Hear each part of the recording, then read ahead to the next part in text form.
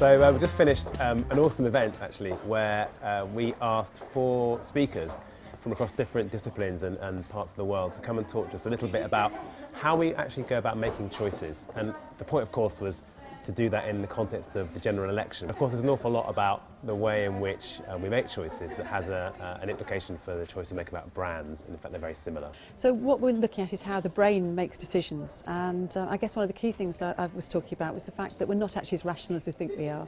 We all believe we're very good at making decisions and we're taught to think in a very logical way, whereas in fact a huge amount of our decision making is made using emotional criteria.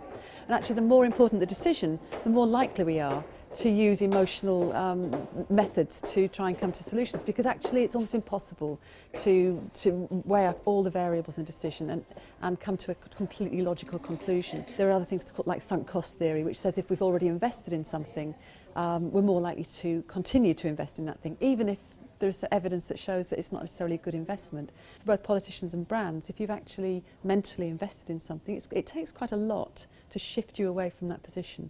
So we might think we're listening to these debates and coming to very logical conclusions about who's the best party and who has the best politics, or in the advertising world, who's got the best brand. Actually what we're doing a lot of the time is just reinforcing our existing preconceptions and prejudices. And one of the first things that really struck me was just how susceptible we are to blind spots. So our brains kid us into thinking we're making rational decisions about politicians, about parties, about brands, but actually they're very much more emotional. And we've seen bits of that in marketing research over the last couple of years. But even in politics, it's not about really buying a policy. Often it's just about the look of someone's face and how they behave. And we're kind of hardwired to read the world that way. So we're much more emotional beings than we think we are. We think we're kind of getting a really broad view of the world when we read the papers or watch TV or we look at our news feeds or Facebook. But actually we're really filtering our results down without even being conscious of it. So what seems to be happening is that more and more people's field of vision is narrowing.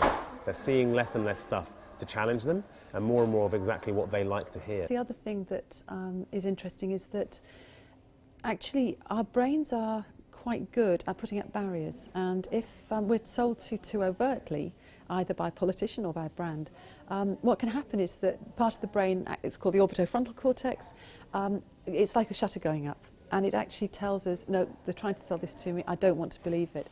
And it can actually cause a very convincing message to be completely rejected. It's much more about trying to appeal more to the emotional side of things and give people a softer way of making decisions, because in the end that's how our brains work. The second thing that I thought was really interesting was from Tim Allen, was talking about just how much a party has a brand, a political party has a brand, and how that brand can have an incredible sort of reputational hangover, which is a nice word. I think we should talk about reputational hangovers for commercial brands as well, actually.